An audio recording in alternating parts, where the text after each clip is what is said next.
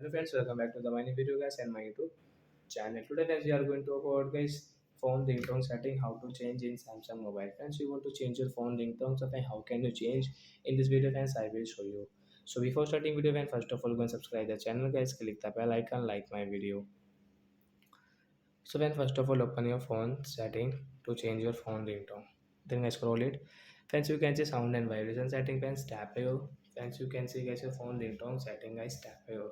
So guys, you want to add any ringtone and guys you want to set any custom ringtone guys, your music ringtone guys you can set from here, means you can change from here.